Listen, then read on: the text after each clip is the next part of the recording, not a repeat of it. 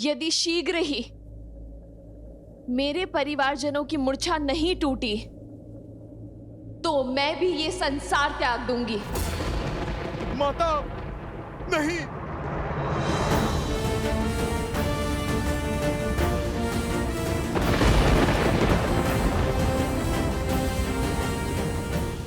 हर वार सहने को सज हूं मैं। जितना अधिक रावण मुझे सताएगा, श्री राम से मिलने में उतना आनंद आएगा। तुम बस मेरे श्री राम से कहना कि मैं उनकी प्रतीक्षा कर रही हूं। आज भी इन आंखों में वही दृढ़ता है जो तब थी।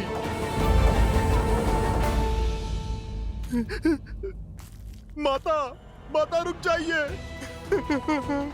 माता, कोई तो उपाय होगा, आप रुक जाइए। माता, माता रुकिए। हमने दुख दिया, सिया राम को मिलवाने के लिए किया। हमें क्या बोध था कि हमारा ये प्रयास हमारे माता पिता को ही कष्ट देगा।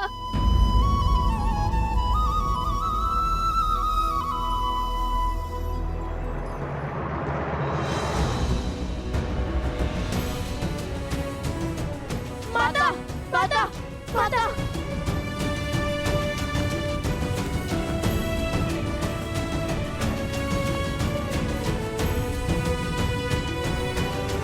माता, माता, हमसे घोर पाप हो गया माता। अब क्या करें, कैसे प्रायश्चित करें माता, कुछ समझ में नहीं आ रहा माता। राज, अनुज और उनके मित्रों को कोई भी बूटी मूर्छा से नहीं जगा पा रही है। हमसे एक भूल हो गई, बहुत बड़ी भूल हो गई।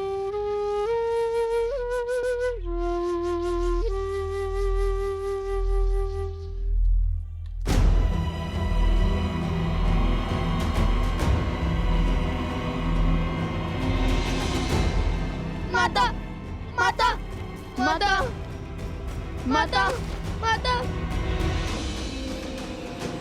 माता, जीवन में जब भी हम किसी संकट में घिरे हैं तो आप ही ने हमें उचित मार्ग दिखाया है, हमारी समस्या का समाधान हमें सुझाया है। उचित और अनुचित का भेद भी तो आप ही से सीखा है माता।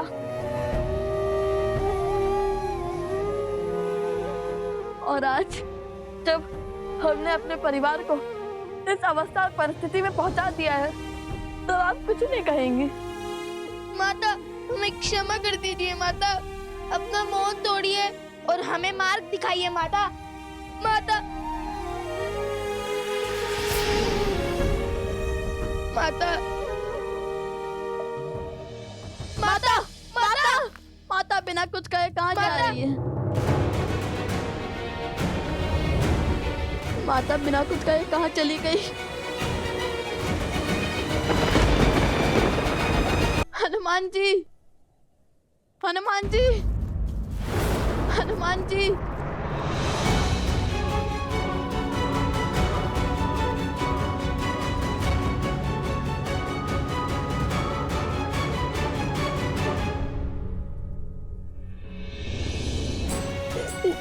ये क्या हो गया हनुमान जी?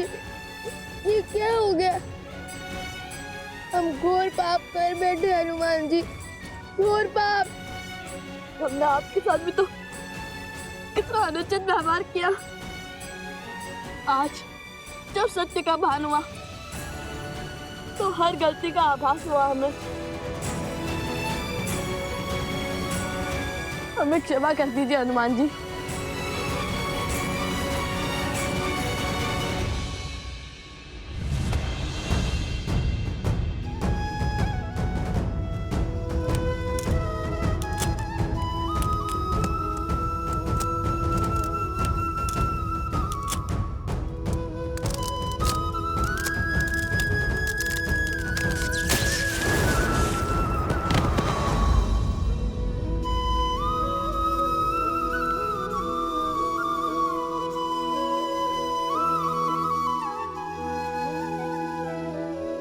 पुत्रों, तुमसे भूल हुई, परंतु तुमने अपनी भूल को समझा, उसे स्वीकारा और यही तुम्हारी सबसे बड़ी शक्ति है।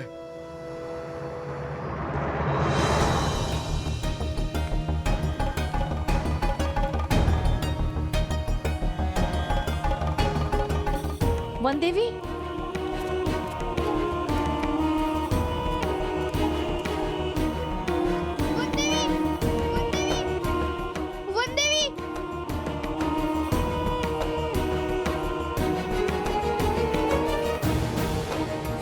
वन देवी,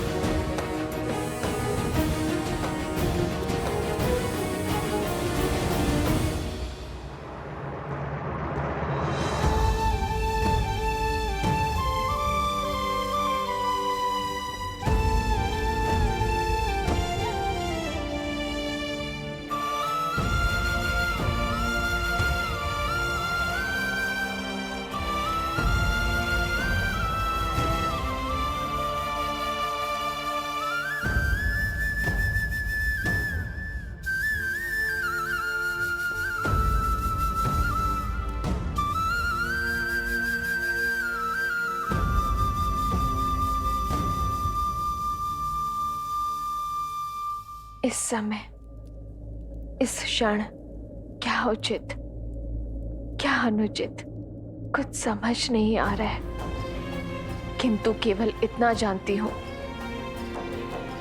कि मुझे अपने परिवारजनों को बचाना है, अपनी बहनों के सुहाग को बचाना है। क्या?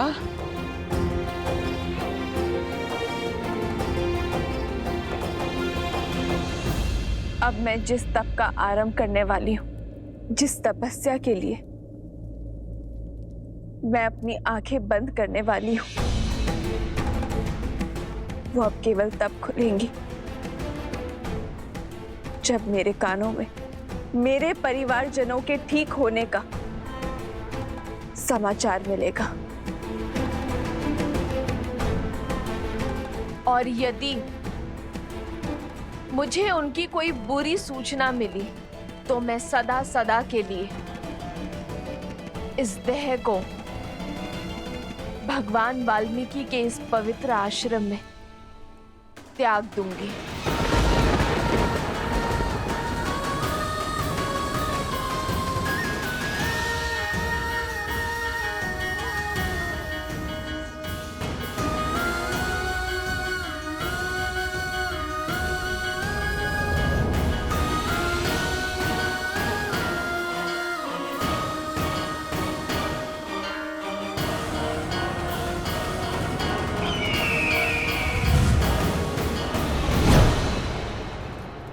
भैया, सुना आपने? हाँ, राम बच गया तो क्या हुआ?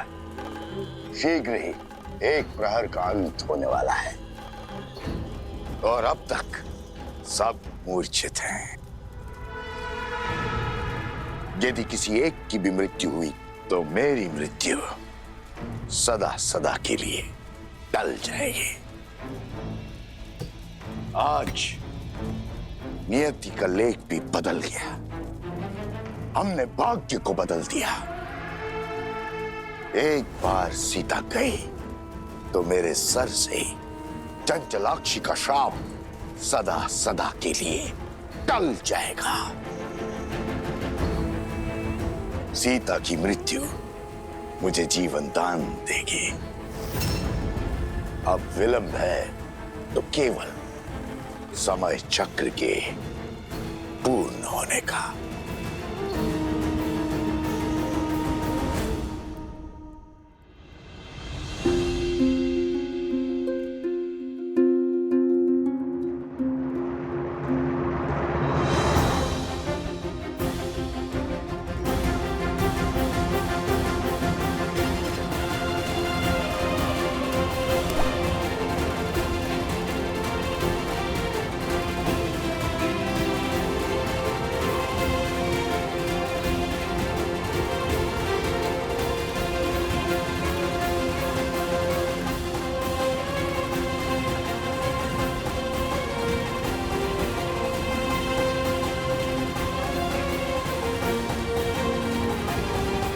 सूर्यास्त के साथ ही एक पहर का अंत हो जाएगा।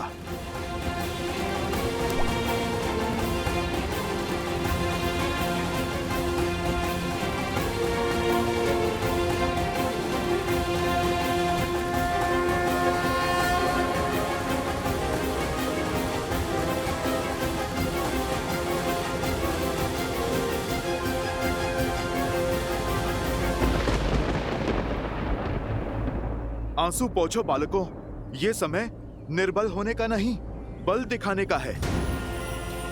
यदि समय चक्र के शेष होने के कारण मेरी माता पर आंच आएगी तो मैं आज सूर्य अस्त ही नहीं होने दूंगा।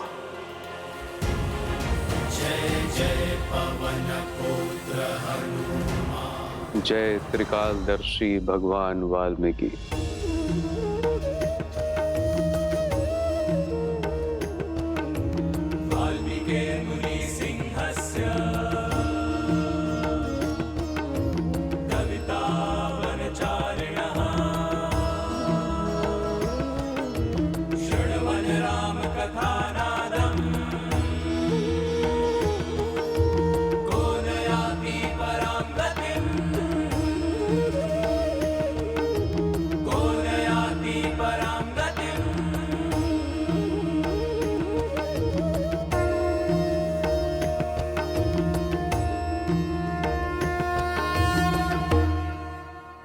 सूर्य कैसे रोकेंगे हनुमान जी, बालपन की भांति?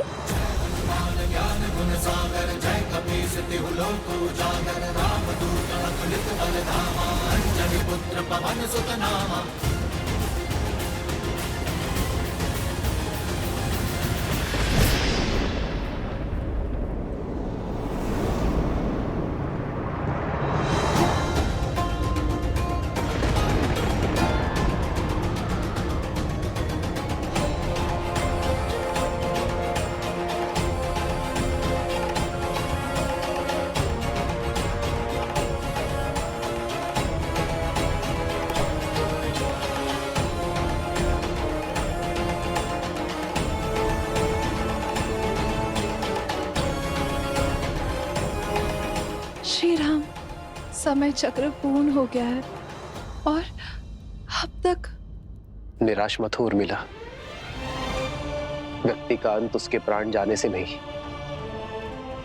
जीवन की आशा जाने से होता है। यदि मैं श्वास ले रहा हूं तो लक्ष्मण के भी प्राण नहीं छूट सकते। विश्वास रखो उर्मिला।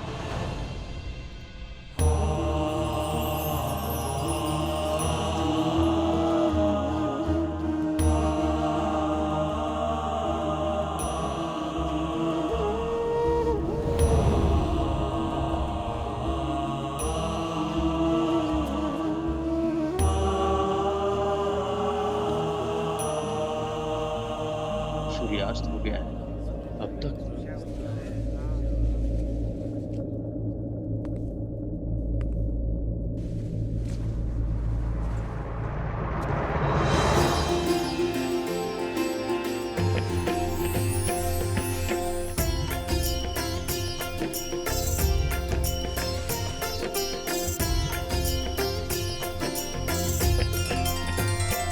भगवान वाल्मीकि की, भगवान वाल्मीकि की, भगवान वाल्मीकि की।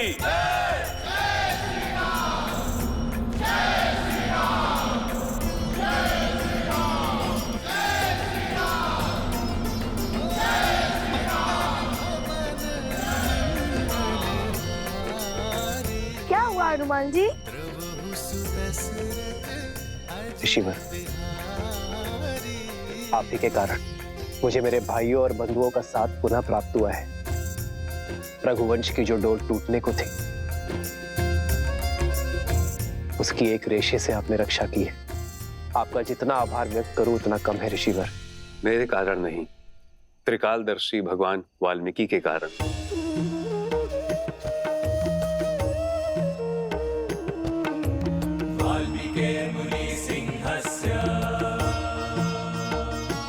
त्रिकालदर्शी भगवान वाल्मीकि,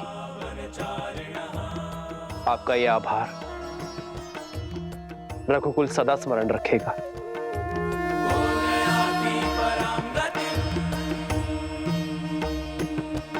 ऋषिवर, मुझे शीघ्र अतिशीघ्र लवकुश से मिलने की इच्छा है।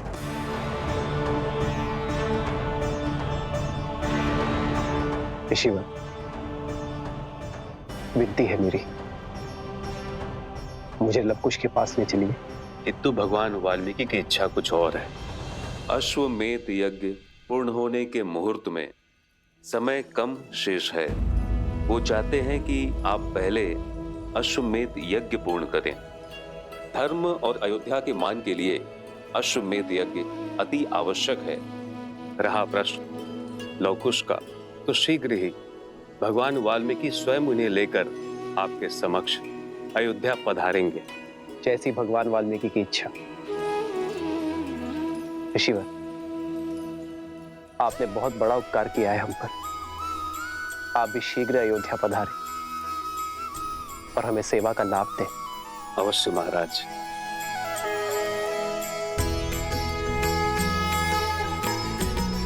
जो दंड के भागी हैं, आप उनका आतिथ्य करने को उत्सुक है भैया।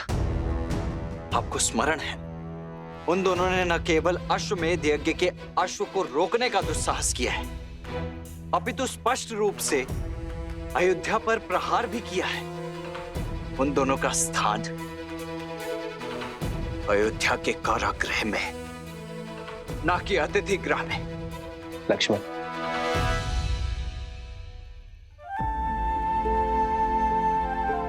आज फिर अपनी क्रोध की अग्नि में अपने विवेक की आहुति दे बैठे। किंतु मित्र, लक्ष्मण भैया का रोष उचित है। हाँ प्रभु, उन उद्दंडियों को दंड मिलना चाहिए।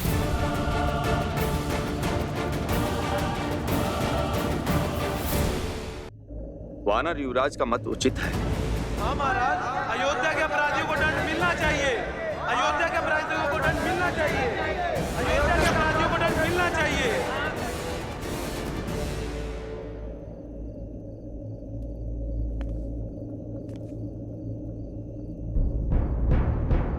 आप सभी शांत हो जाइए। मैं जानता हूं जो हुआ उससे आप सभी आहत हैं। और रही बात दंड की, तो दंड के भागी वो होते हैं जो अपने स्वार्थ के लिए युद्ध लड़ते हैं। मैंने उन दो बालकों जैसा योद्धा कभी नहीं देखा जिनके युद्ध का आधार ही राम सिया का मिलन है। जब युद्ध भूमि में मेरा उन बालकों से सामना हुआ, तब माता सीता पर लांछन लगाकर उन्हें आपसे और आपके परिवार से भिन्न कर दिया। आपने सुख, संपदा और वैभव सब छीन लिया। जिस स्त्री ने बिना एक प्रश्न किए 14 वर्ष आपके साथ वनवास स्वीकारा, उस पवित्र देवी सीता पर इतना घोर लांछन लगाने वाली प्रजा को आपने दंड तक नहीं दिया। माता सीता के हाथों आहुति दिलवाकर कीजिए रामायण संपूर्ण। ऐसे विचार के धनी भगवान वाल्मीकि के शिष्य कभी अनुचित नहीं हो सकते। यदि हम स्वर्ण को परख ना पाए तो दोष हमारा है, स्वर्ण का नहीं।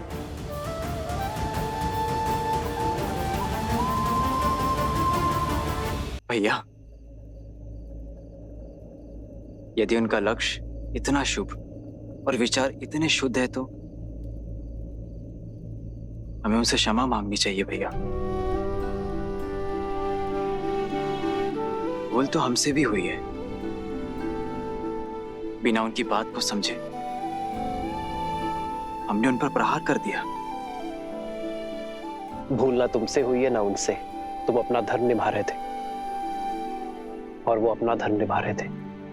किंतु मैं उनसे मिलकर ये जानना चाहता हूं कि दो अपरिचित बालकों का सीता और मुझसे इतना लगाव कैसे हो गया कि वो अपने प्राण तक दांव पर लगाने से पीछे नहीं हटे। ये साधारण घटना नहीं है भरत, इसमें अवश्य ही कोई असाधारण बात छुपी है, जिसका पता हमें भगवान वाल्मीकि के अयोध्या आगमन पर होगा। मुझे प्रतीक्षा उस क्षण की है जब भगवान वाल्मीकि लवकुश को अयोध्या लेकर आएंगे।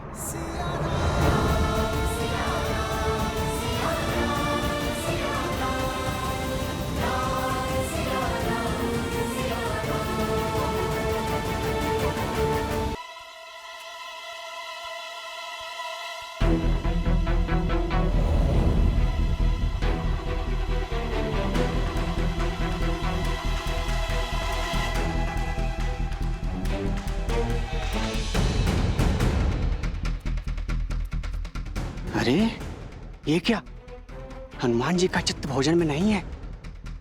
व्यंजनों की सुगंध भी उनको अपने तक नहीं खींच पाई। लगता है अवश्य किसी सोच में व्यस्त हैं। तब तो उन्हें टोकना बहुत आवश्यक है। भूख में मस्तिष्क कहाँ चलता है।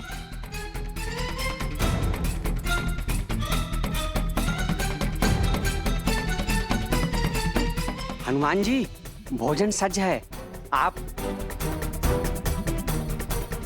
हनुमान जी, हनुमान जी।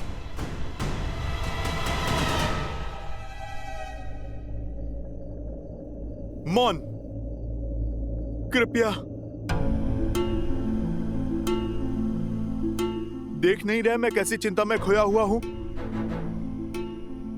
आप भोजन वहां रख दीजिए। भोजन में भी ध्यान नहीं। लगता है समस्या गंभीर है। कहीं युद्ध शेष तो नहीं है।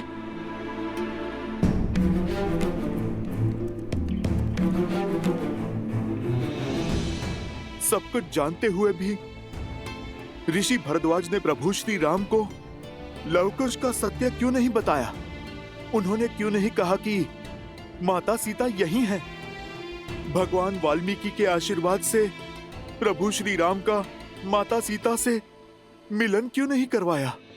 प्रभु को कितनी प्रसन्नता, कितना सुख मिलता ये जानकर कि अभी अभी वो जिनकी प्रशंसा के पुल बांध रहे थे वो उन्हीं के पुत्र हैं।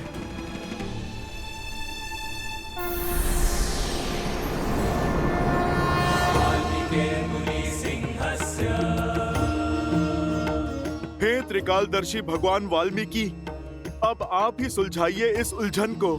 जानता था कि इस समय तुम्हारे मन में बहुत कुछ चल रहा होगा हनुमान, इसीलिए तुम्हारे समक्ष आना आवश्यक हो गया था।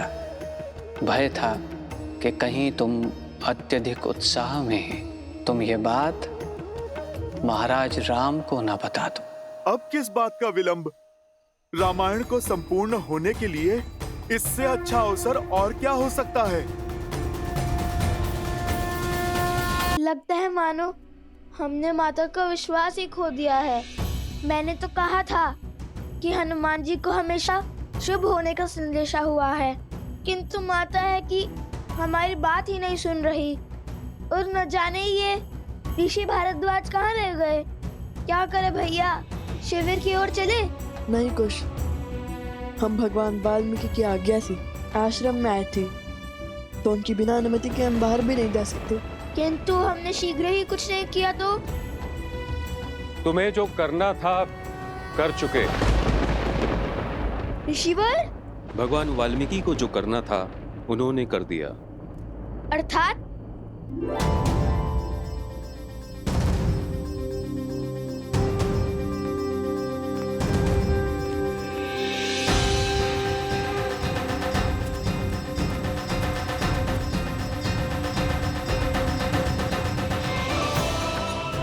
माता देखिए, ऋषि भरद्वाज आ गए। माता, उन्होंने कहा सब ठीक है। और माता, गुरुवर ने कहा है अश्वमेध यज्ञ का अश्व श्री राम को सौंप दे। माता, हमने अपनी हट छोड़ दी। माता, माता, माता आंखें खोलिए ना माता, हमसे बात कीजिए। जो भूल हमसे अज्ञातवास हुई है उसे क्षमा कर दीजिए माता। माता हमसे बात कीजिए, तब तोड़िए ना माता। माता,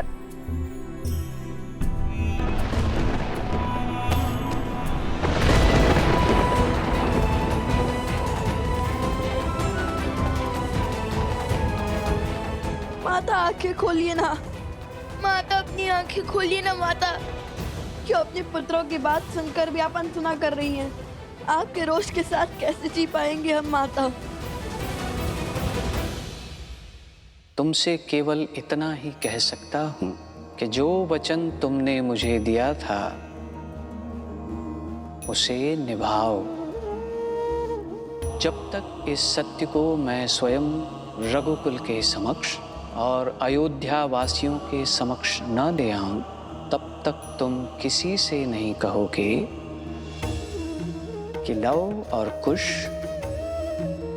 रघुकुल के ही वंशज हैं। ठीक है भगवान वाल्मीकि, आपकी इच्छा के पीछे अवश्य ही कोई बहुत महत्वपूर्ण साध छिपा होगा। आप निश्चिंत रहें, ये राम भक्त हनुमान अपना वचन अवश्य निभाएगा।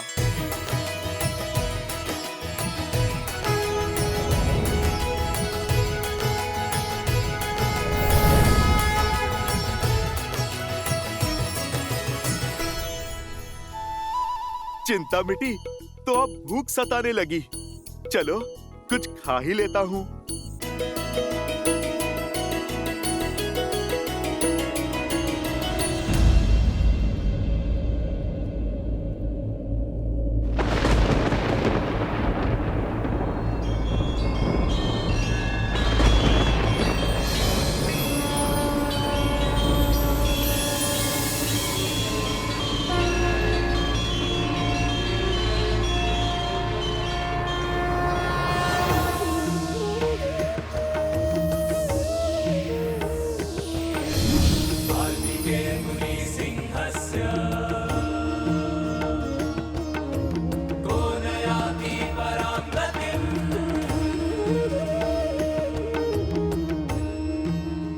आंखें खोलो सीता।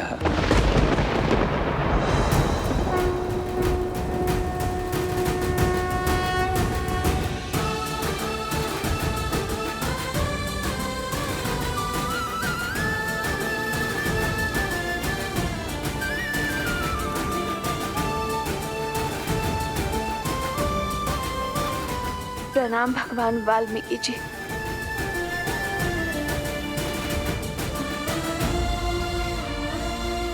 प्रभु, मुझे इस असत्य के अंधकार से सत्य के प्रकाश में लाइए। मेरे पुत्रों ने मुझसे पग पग पर असत्य कहा और आज भी कह रहे हैं कि सब कुछ ठीक हो गया, किंतु अब मुझे उनकी बातों पर विश्वास नहीं होता। अब आप ही मुझे सत्य बताइए प्रभु। तुम्हारे पुत्र सत्य कहते हैं सीता। सभी स्वस्थ हैं। महाराज राम अपना अश्वमेध यज्ञ पूर्ण करने के लिए कल अश्व लेकर चले जाएंगे।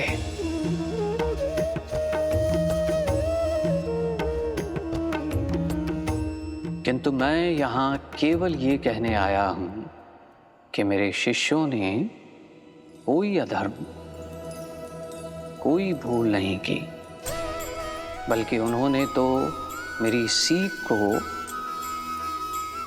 और आगे बढ़ाया है। अयोध्या में जो लोक अपवाद फैला, जिसके परिणाम स्वरूप अयोध्या वासियों ने अपनी ही महारानी पर लांछन लगाए और जिनके सत्य होने का कोई प्रमाण नहीं मिला। मैं मर्यादा पुरुषोत्तम राम नहीं हूं। मैं ऐसी स्त्री को नहीं अपनाऊंगा जो किसी अन्य पुरुष के साथ रहकर आई हो।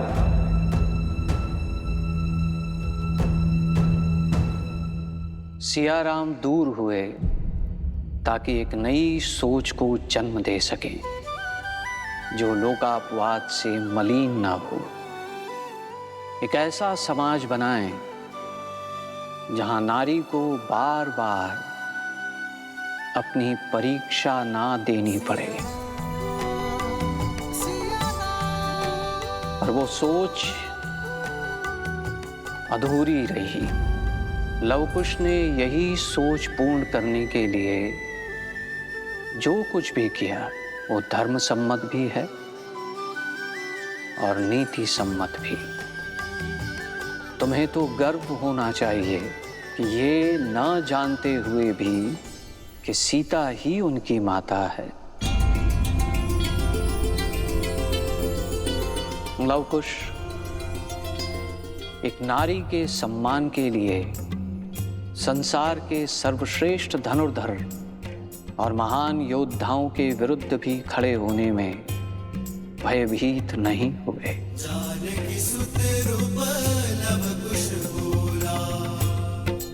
सीता, तुम्हारा वनवास अब अंत तक पहुंचने को है।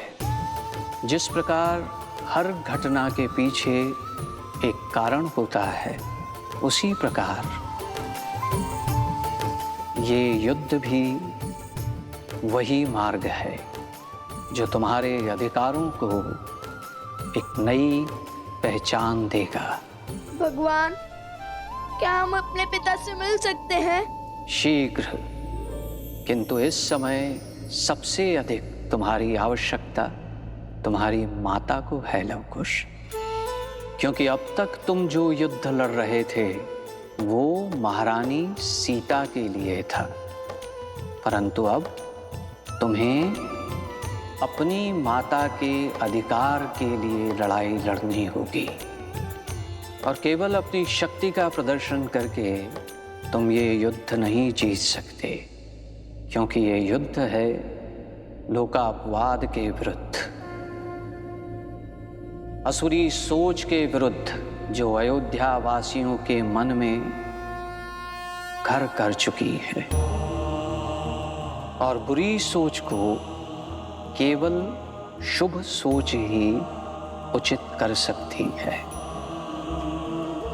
तुम दोनों को अयोध्या वासियों की नारी को लेकर जो हीन सोच है, जो नारी को एक समान अधिकार नहीं देती है, उनके मन में नारी के लिए सम्मान जगाना होगा। इस युद्ध में विजय शक्ति से नहीं बल्कि बुद्धि से होगी, ताकि अयोध्यावासी लोक अपवाद से उबरकर सीता से क्षमा मांग सके। सीता ही नहीं बल्कि पूरी नारी जाति का सम्मान करना सीख सके। और जब ये कार्य पूर्ण होगा तब होगी रामायण संपूर्ण।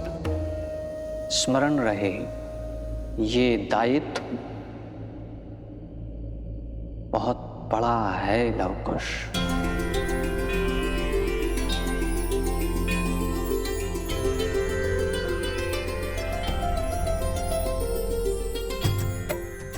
अपनी माता के चरणों की सौगंध है गुरुवर। अब रामायण को संपूर्ण करने के लिए हम अयोध्या वासियों की सोच बदलेंगे। अपनी माता पर लगे हर लांछन को धोएंगे। हम रामायण संपूर्ण करेंगे।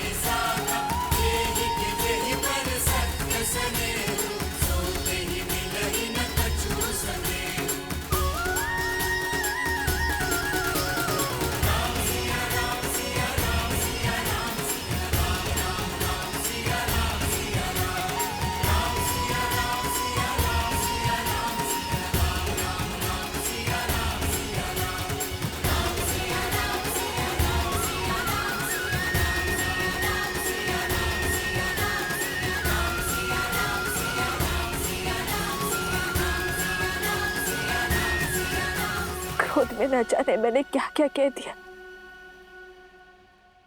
मुझे क्षमा कर दीजिए।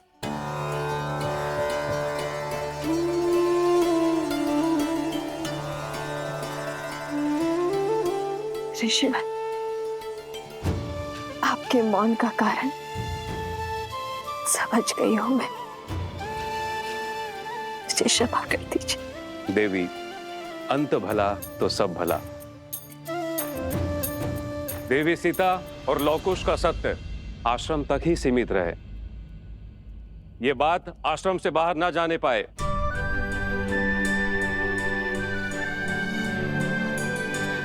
महारानी सीता, धन्य हुई मैं कि मेरा समय आपके सानिध्य में बीता, आपके आशीष छाया में बीता। क्षमा करना मुझे ज्ञानी को। बचपन से मिथिला के हर गली में बस आपकी कहानियां सुनती आई हूँ, किंतु फिर भी आपको पहचान नहीं पाई, जबकि आपका हर वचन, आपके हर कर्म बिल्कुल वही थे जो कहानियों में सुनती आई हूँ।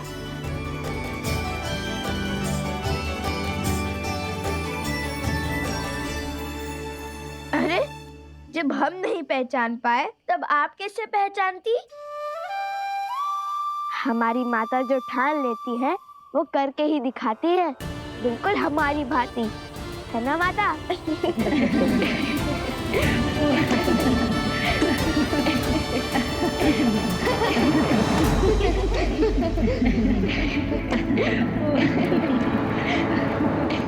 बस बंद करो मेरी हार पर उड़ रहे इस उपहास को, मौन करो इन सबको।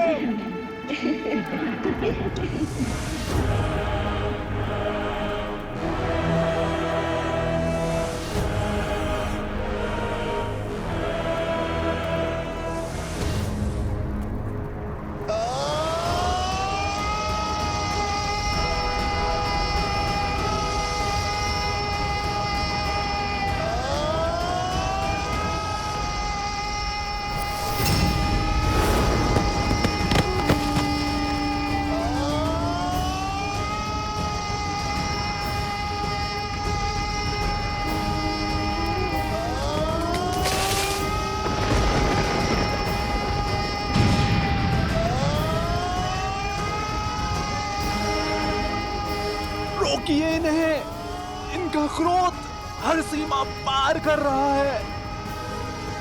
कहीं रघुवंश का अंत करने वाले का ही अंत ना हो जाए।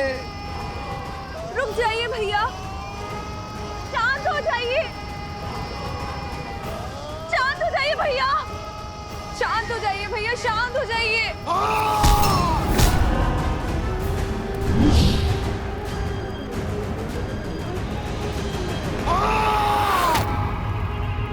समाप्त हो गया, मैं हार गया, हार गया। उन दो ऋषि कुमारों ने मुझे परास्त कर दिया।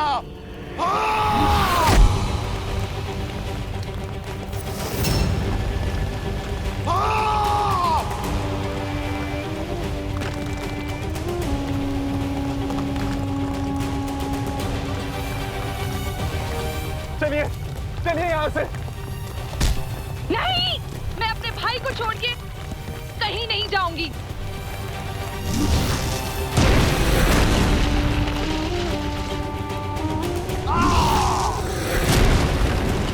शांत हो जाइए भैया। क्यों? ताकि अपना उपहास बना सकूं। हंसो, तुम भी हंसो मेरी हार पर। और आप अश्वमेध यज्ञ को पूर्ण करने के लिए कल अश्व ले जाएगा, महान बन जाएगा, बिना जीते विजेता बनेगा। और मैं यार को अपनी हार का उत्सव देखने अपने वंशजों को क्या मुख दिखलाऊंगा मैं। क्रोध और अहंकार में दशानन रावण ने अपना अंत कर दिया था भैया, और अब यदि हमने ये युद्ध बुद्धि से नहीं लड़ा तो हम भी हार